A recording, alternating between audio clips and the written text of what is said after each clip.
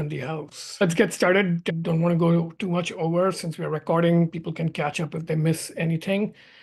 So let's see. This chat window. Okay. So quick agenda. We'll kick off with Tim chatting for 5 minutes about the background of this program. Then I'll take 10 minutes, maybe less, to just set the stage in terms of like the content and what's interesting about what we're trying to do here. Then we'll go into a breakout session for 20 minutes. Then we'll come back and I'll give you the light version of the program logistics because Josh, the program coordinator, is not going to be with us today and he handles most of the details. So I'll give you like a quick overview and then Josh will be following up through emails and other means to give you all the details. Then if we have time, we'll get into another breakout session and then we'll wrap up and I'll give you the details of the breakout sessions when we get to them.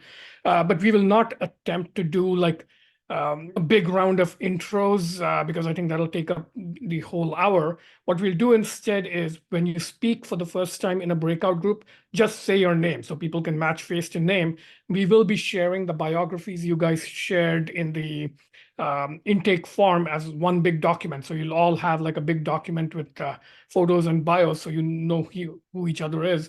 And there will also be plenty of other opportunities for you to get to know each other. So let's not do big round of introductions.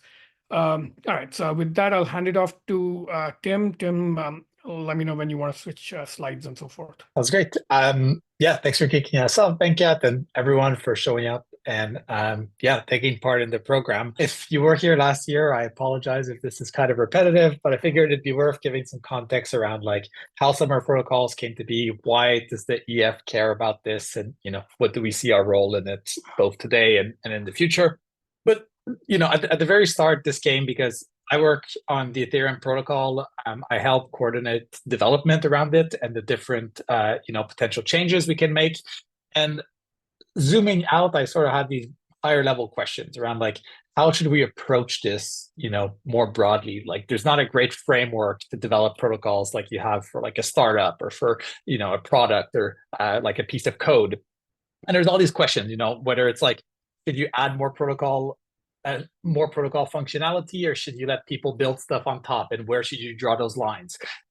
Should you let things, if you always try to make things backwards compatible, you end up having all these hacks in your protocol, and that makes things way more complex, and it makes both the protocol worse and just harder to maintain. And how should you think about that? And then lastly, like one thing about protocols is people tend to rely on them in sort of a predictable, they expect them to be more predictable than they expect other pieces of like software or infrastructures they interact with to be predictable. And there's a trade-off there, around whether you want the protocol to adapt to the world as it evolves, or you want it to be predictable for people over long periods of time. And as you like adapt, obviously you sort of have to change the assumptions you're making around the world, and that makes things less predictable. So I sort of had all these questions around just, protocol development. I reached out to Venkat to chat about this and, try to think about it in the context of Ethereum. And we very quickly realized it was just way too narrow of a frame, that we should instead, consider protocols as like a class and try to study that instead. And if we did that well, then, the answers for Ethereum are probably easier to derive. And so last summer, we ran this program called Summer of Protocols for the first time. And this was basically like our hypotheses. It's like there is something about protocols as a class that's like sort of a more general thing that you can derive, and that looking at this from many different angles would allow us to at least hint at that. And so what we decided to do was just fund about 30 people to research protocols across a whole range of domains. And the image I had for that is kind of the parable of the blind man and the elephant, where a bunch of people are there touching an elephant with their eyes closed, and different people touching different parts of the elephant get a very different experience. If you're touching the horn, you have like this very strong, solid, fixed thing. And maybe if you're touching the tail of the elephant, it's like this tiny little fluffy thing. And then if you're touching, like the leg or the belly, it's like this huge, massive thing. Basically, the way I thought about Summer Protocols 1 was it's almost like these field notes of people touching the elephant in different directions and trying to see, is there actually an elephant here? Like, are we all touching the same thing? And I think Um, After, having everybody do the research, and spending time together in the program, it became pretty clear that there is like an elephant here. There is something that is kind of unique about protocols, even though we don't have the whole thing fully fleshed out. And this is kind of what brought us to our ideas for summer protocols this year, which was, if there is a thing here, let's actually try and interact with it and work on protocols directly and try and derive knowledge from that rather than continue to just effectively document what we were looking at. And yeah, we can skip to the next slide. And so actually, yeah, so some of the takeaways we got from SOP one is this first one. Basically, like, I think protocols, I found almost the people who like have the best understanding of them, they almost think of them as machines in a way, like physical things that they interact with and have like this very tactile experience, even though it's an abstract concept. And so that's one thing we wanted to lean into this year. And the other thing that came up last year is there's just a bunch of themes that come up throughout a bunch of different protocols, or at least analyses of them. So, questions around just like simplification of protocols. Can you ever do that?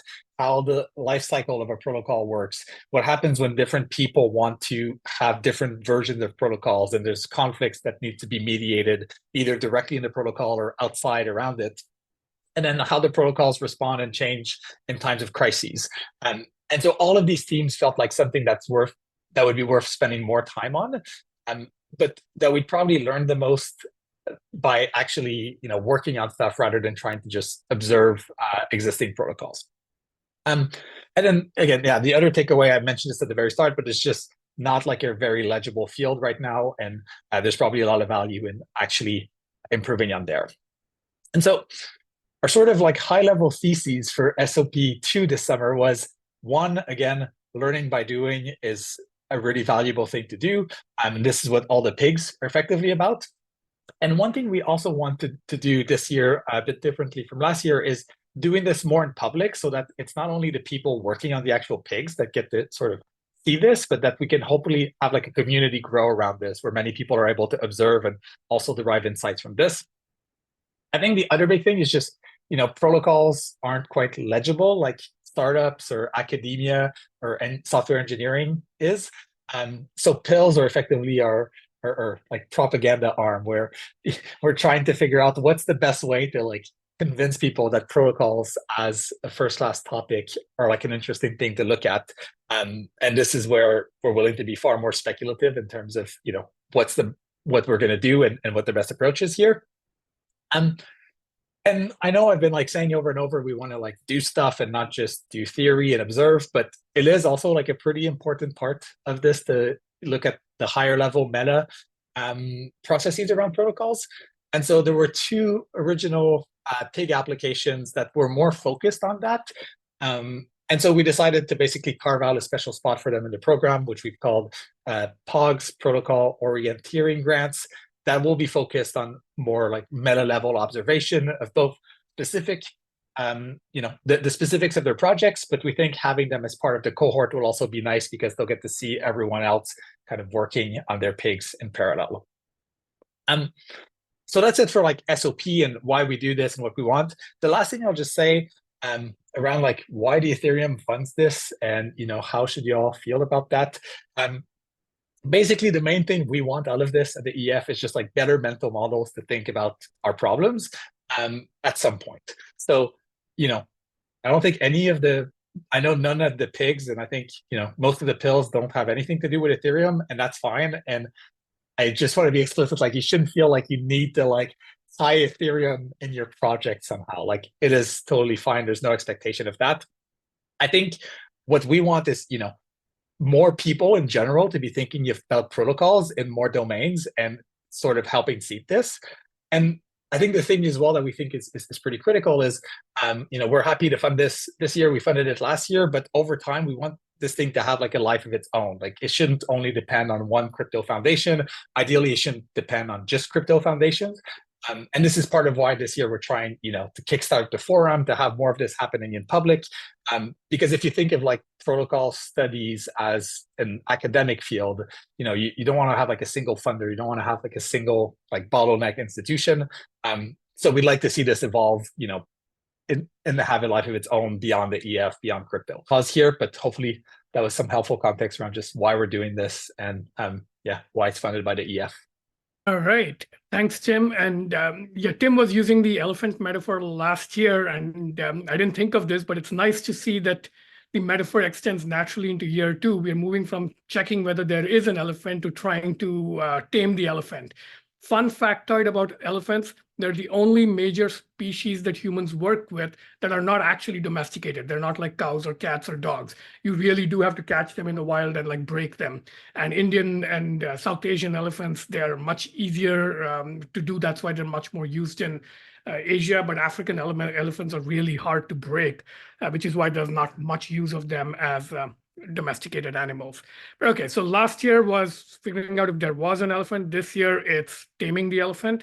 So I want to give you a little bit of a taste of the big picture. You all have your specific projects that you proposed, and yes, we want you to go after them and like think about them. But the sort of like broad shared goal of the program is exploring the connections across those projects and figuring out like what protocols are and how do you tame them in more general ways, like universalize the lessons. So I want to like set the stage for that. So let's see. Yeah. If you look at protocol in Google Books Ngram Viewer, the word basically didn't exist in popular usage till about 1960s or so. Then there's like a really sharp uptick that peaks just after 2000 and then goes right down. And if you squint, you can see that towards the end, around 2017, there's a slight uptick again. It should be obvious what these are. The initial skyrocketing is associated with computerization and digital culture ramping up with the internet. The down is not actually protocols suddenly becoming unpopular or something. The correct interpretation is that internet protocols became so familiar and established, they receded into the background and became unconscious. So, you know, people stopped talking about TCP, IP and networks and stuff like that, but they had become like part of the background.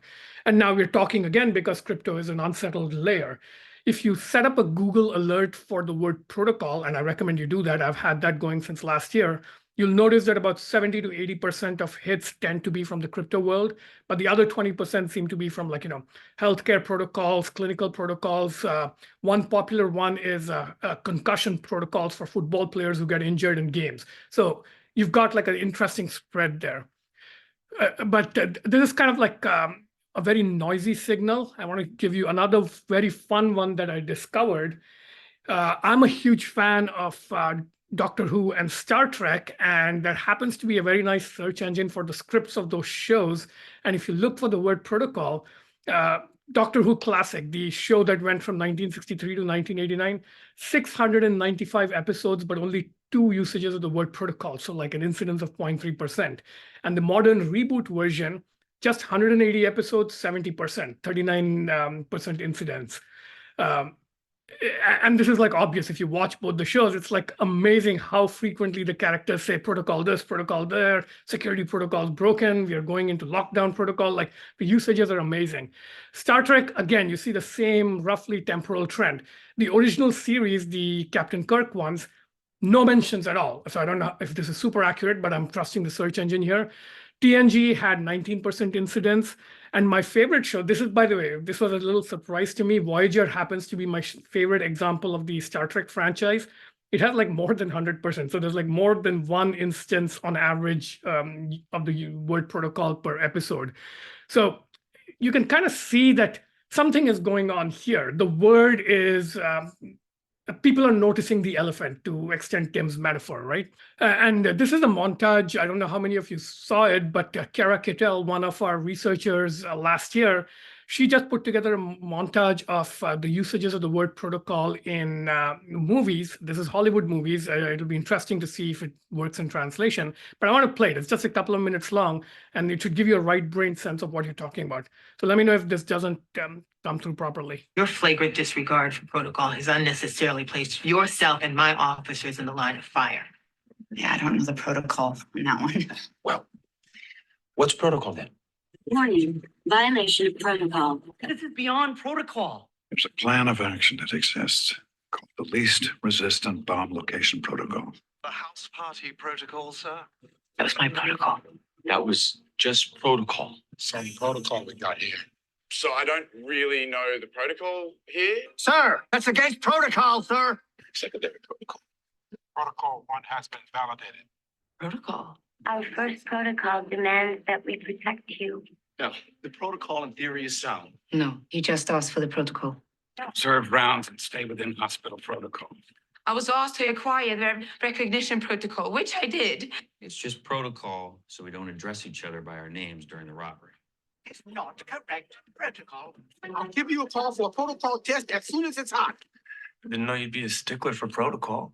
How did the protocol fit in? Deniability. He's only got part of the protocol. He doesn't know the protocol yet. Follow protocol before extracting him. Engage new contact protocol. Do you know the rules of protocol concerning my son? Detection protocol, now! Containment protocol initiated. But we do have protocol. This is protocol. And that being the case, that we all desire peace, you only have to follow a few simple rules of protocol. Your flagrant disregard for protocol has unnecessarily placed yourself and my officers in the line of fire. I'll give you a call for a protocol test as soon as it's hot. I decide what protocol is. That would be standard protocol. No, I follow protocol. Just protocol. Disengaging safety protocol. I don't know what the protocol there is. Follow protocol. Well, the customs, the history, the protocol. Look, nobody's in trouble. I'm just following protocol. Protocol? I'll repeat the protocol, okay? Wait. Protocol says we make a distress call, right? In the event of a third, we have to implement the ice cream protocol. This protocol droid might be useful. I mean, follow your protocol and all, but you should really keep your distance. I'm a protocol expert, not a marriage counselor. There is nobody here to impress with your protocol. So I wanted to go through that because one of the issues we had last year was everybody got all caught up in trying to define protocols. And I feel like you don't need to get trapped there. It's a fun debate to have, but we all kind of get that there's an elephant here and this is kind of a right-brained way of getting at it.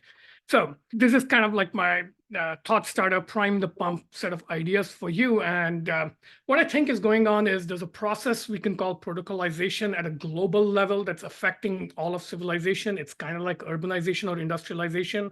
And the specific things you guys are going to be studying and researching are like instances of that, but we have to keep our eye on the big picture as well, right? So don't miss the forest for the trees. There's something bigger going on here. So SOP 23, like Tim said, was basically what are protocols, and we spent a lot of time researching that. This year, I think we have like 3 tracks of goals. So the big projects are how to do protocolization, like how do you actually build protocolized parts of civilization. The POGs, I think of them as how do you govern it? How do you go meta about it and try to govern it the way we used to think of governments and stuff. And pills are about how to talk about it. So it's a new kind of literacy. So I'm uncomfortable with the term propaganda or evangelism, even though that's hoping, we're hoping that'll happen as a side effect. I am really interested in literacy. Like at some point, we all became literate in how to talk about like city life and urbanism and stuff like that, right? Like taking the subway, ATMs, roads, traffic rules. We became very literate. We have a literacy to build here. So those are the 3 goals. And just as a mnemonic, we were having fun, like trying to map the 5 core big projects to this, basic alchemical elements. So we've got an Earth project. I'm calling the end-to-end encryption and activity pub Earth because in the digital world, direct messaging is kind of like the ground on which everything else is built. We have a literal water project. So this is about shoreline governance. We have a literal fire project about controlled burn protocols for forest fires. I'm thinking of governance as the wind element in the picture. So the ARC regenerative communities is going to study IETF and other protocol bodies, and plurality in practice is going to study quadratic voting and governance. And finally, we have a project that I think of as Ether, both in the sense of like it's ethereal and may or may not actually happen, a futuristic VR type autonomous worlds project. This is Amber's project. So these are the 5 core pillars, the big projects, Pig and Pog projects. And the pill projects kind of hopefully will find some inspiration in the core research activities to fuel their projects. So let's go into the first breakout session. which will be 20 minutes. And I want to organize this around the 5 elements I just mentioned. So Tim, if you could open up 5 rooms in a minute. Room 1 is activity pub. Room 2 is the shoreline. Room 3 is the fire protocols. Room 4 is the 2 POG projects. And room 5 is the autonomous worlds project. So Tim, if you can, don't assign the people to the rooms, just open the rooms and people can go into these rooms. And kind of even, of course, the people doing those projects, please go into your respective rooms. Everybody else kind of just evenly distribute. And the prompt, and this is an exercise we found very useful last year, is once you have a basic idea, so the focused project people take like a minute to just explain what the project is, but don't go too much into detail, just explain what the idea is. But then the exercise I would like you guys to brainstorm is try and brainstorm the worst possible protocol for the team protocol. So for example, if you're trying to do a forest fire control, maybe the worst way to do it is not listen to anybody and have like the United Nations pass a vote and like create a dictatorial body that goes around the world imposing how to control fires on everybody. I don't know, that's just what I made up. But try and think of the absolute worst possible protocol for your problem. And to help you, you may have already seen this. Can you see my screen? Kafka index. So this came out of one of our researchers last year, Nadia.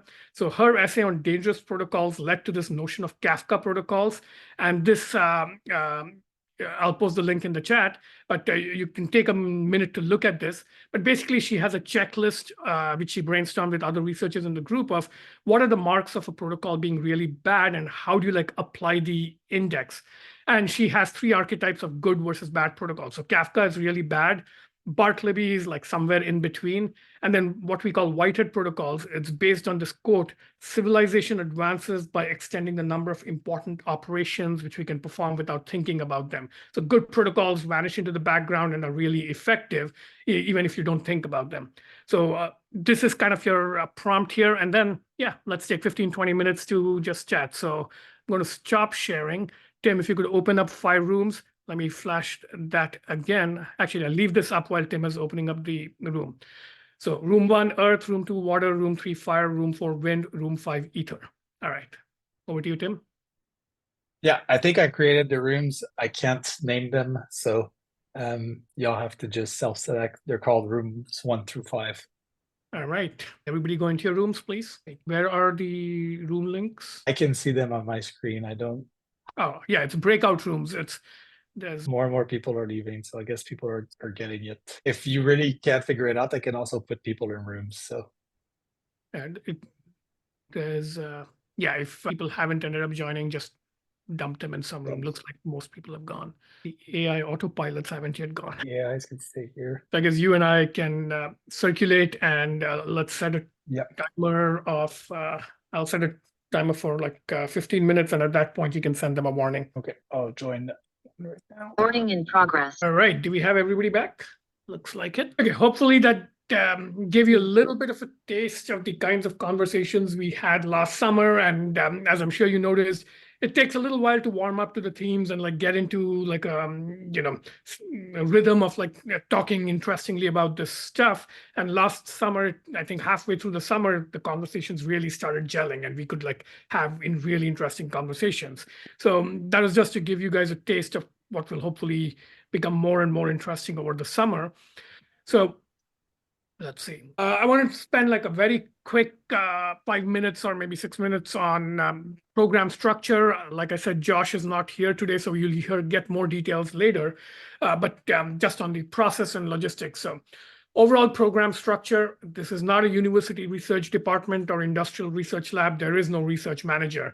So I'm here to kind of like help along and mentor a little bit, as is Tim and as is Josh and Timber and others from last year who are going to be around. But basically, it's a peer-to-peer program, and you're going to hold each other responsible and accountable, and kind of both be willing to influence and be influenced. So when you see some other project talking about like an idea you think is stupid, tell them. And equally, when somebody tells you that they think you're going down the wrong path, listen. And that's the point here of having a collaborative program. And we hope overall there'll be an emergent alignment that leads to this, seeing the forest, seeing the elephant, and we start to develop overall universal principles of how to do protocol entrepreneurship and things like that. The basic structure is that there's going to be a bi-weekly researcher-led meeting. So we've got 6 big and POG projects. So there's going to be 6 of these sessions. So you'll all take turns leading a full hour-long research meeting where you kind of like set up your problem and try and like curate a participatory discussion. And the other alternate weeks, we'll have co-working sessions mainly for all of you doing pill projects, which is going to be much more open and unstructured. Just hang out together, workshop your ideas. If you have like a short story idea, run it by people and see what they say. So more unstructured. And the 2 groups, you can and should like drop in on each other's session. So the researcher-led meetings will be open to the pills, and the pill co-working sessions will be open to the pigs. So you should drop in if you feel like it. Overall, try and keep Wednesday mornings clear for these meetings plus the guest talks. So basically a 2-hour block. We can like maybe tweak this schedule if there are like really impossible scheduling problems. Josh will send out like requests for like information there. But for now, tentatively, it's going to be Wednesday morning. So that's the basic scaffolding of the program. Expectations for the Pig and POG projects, of course, attend the guest talks, lead the research meeting. We'd like all the Pig and POG projects to maintain a weekly journal on the public forum as an evolving thread. So like a diary or something. And it can start with like, register your project as this is our hypothesis and this is what we hope to prove by the end, something like that. Adopt some sort of structure. But somewhere along the way, we're going to come up with like a 2-page structured case study template type thing. And the idea is that these journal entries you write through the summers, with very low marginal effort, we'll be able to put them into this case study template and compile what we can call a protocol entrepreneurship handbook that will go into the protocol kit. So hopefully, since we have 6 projects, each with 2 pages, we'll have a 12 to 15-page handout that any project in the future that wants to improve a protocol can look at and get some really good insight and general principles. So as you're working, look not just to solve your own problem, but how can you identify general principles of interest to others? The Pig and POG projects also, the accountability structure we are hoping to put in place is basically a jury system. So pick one external reviewer that you think is expert and can usefully give you like, jury opinions on your project. Either Tim or I will also be on your jury, and we'll find one person from last year's cohort to also put on the jury. So you have a 3-person jury. And if you're doing a big project, basically you have to like schedule 2 review meetings through the summer at some point at useful stages, like when you're transitioning from discovery to prototyping, for example. So we leave that up to you. But if you're a big project, hold 2 review meetings. If you're doing a POG project, just 1 is enough.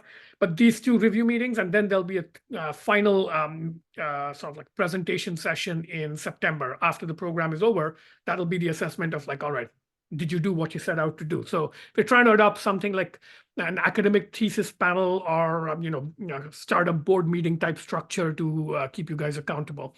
And of course, as needed, schedule office hours with me or Tim. We'll advertise our office hour Calendly links. An important point, if you get stuck in your project, we are here to help. We have some experience mentoring projects last year, so we'll probably have something useful to say, hopefully. So don't wait till you're stuck for like weeks before coming to us and say, hey, our hypothesis isn't working out.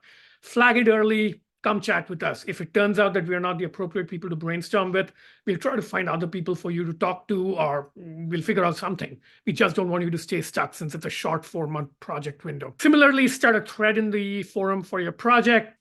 Brainstorm ideas, let people see your thinking live. And of course, we have all different creative styles and people do it differently. So adjust your style, but try and work in public as much as possible.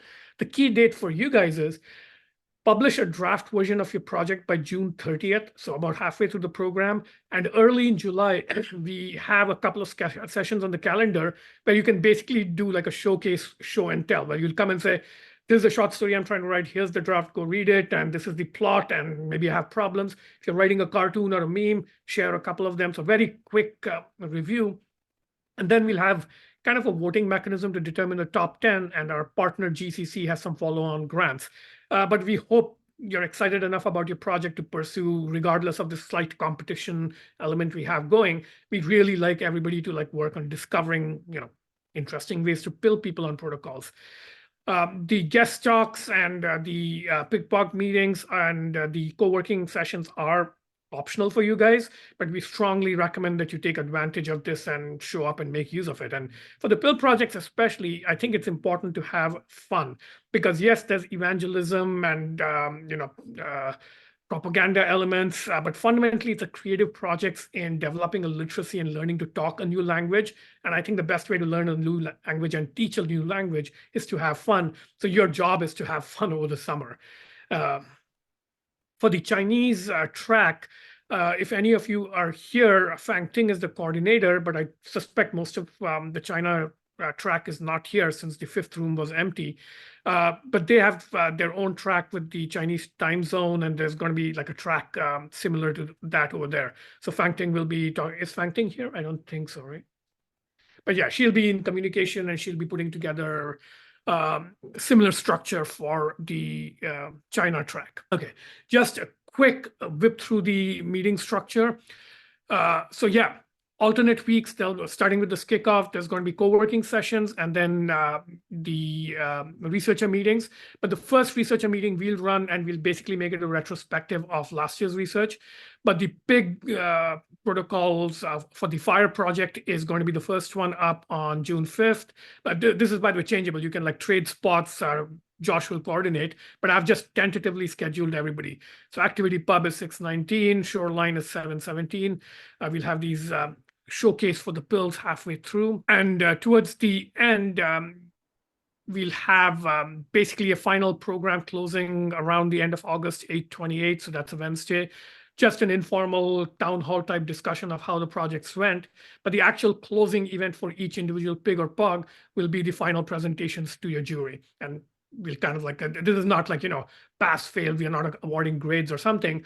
Our goal is to literally learn what you learned and see, did your efforted improvements succeed or fail? What can we learn from whatever happened? That's the point, and think of this as your final presentation. And it's not that your project has to be done by then, but it should be in a state where there are some lessons to talk about in a sort of like somewhat formal context. Other logistics items that Josh will eventually communicate with you guys about: the grant and payments process, know your customer, whatever is required for Ethereum Foundation to pay you. Many of you are going to be traveling to either the Edge event or the Singapore event, and the travel logistics are being taken care of. Licensing stuff, at some point, you'll sign a contract saying this is how your output is licensed. A bunch of other odds and ends. We'll start a Telegram group. If you're in the GCD track, they have a WeChat group going that's going to be started. So all this will follow up in the next few days. And I think, yeah, we're running a little slow. But I did want to try and do a second breakout, even if we have to shorten it a bit. Last time we found that looking for like fortune cookies and aphorisms was a very powerful way to like sharpen our intuitions. So let's just break into, say, 4 breakout rooms now. And Tim, you can just randomly assign everybody. But just spend 2 minutes thinking of a clever aphorism or fortune cookie statement, and then just go around the room sharing. So I've put up some examples here that many of us came up with over the last year. So I'll leave this up here for 30 seconds for you guys to read, and then we'll go into the rooms. What happened to everyone else? I think they're probably still in the room waiting for it to close.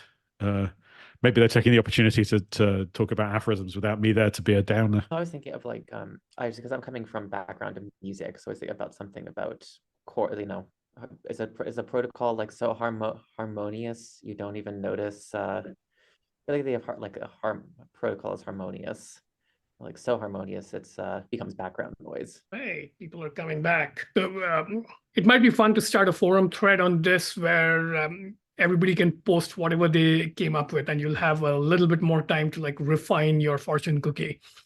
That sounds good. Yeah, so we'll start a forum thread for that. But yeah, hopefully this gave you a taste for what we hope the program will be, and the way the program, some of the fun elements of the program last year. And we will be talking more about the communications, the logistics stuff in the coming weeks. But just to look ahead at the immediate schedule for the next couple of weeks, this is today, kickoff session. Next week, 5:15, we have guest talk. I believe it's the people from the Forecaster protocol, so we'll be hearing about them. And this session will be just before that. So we'll basically have a continuous 2-hour block, and we'll do the first Pills co-working session there. Don't yet have a clear idea of how to structure it. We'll figure it out when we jump on there. It might just be like, a subset of people who show up might have like a workshopable version of their idea they want to talk about, or maybe we'll try something else. We have to figure it out. And the week after that, and this I'd like everybody to attend, the 2023 research and protocol kit, sort of like retrospective. So you have like at least an opportunity to react to what's already there. You don't have to like be bound by it, but it's there. Ground is prepared. And we'll try and get at least a handful of last year's researchers on to like respond to your questions if they're available. We have a couple this year in this session as well. Shino and Dorian were there last year, but we'll try to get a few there. So that's the next couple of weeks. And hopefully we'll get into a good rhythm by then and go from there. So that's the wrap. Any questions for Tim and me for this kickoff? It's not. And yeah, there were some questions about this in the chat, but I've shared the slides and we'll post them on the forum along with a trimmed down version of this recording, which is sort of the presentation part, not the breakouts. So yeah, if there's anything else as well, feel free to ask there, and we can also follow up there. But yeah, thanks everyone for joining. And we'll talk to you all offline. I'm looking forward to a fun summer. See you guys every week from now on. Bye. Cheers.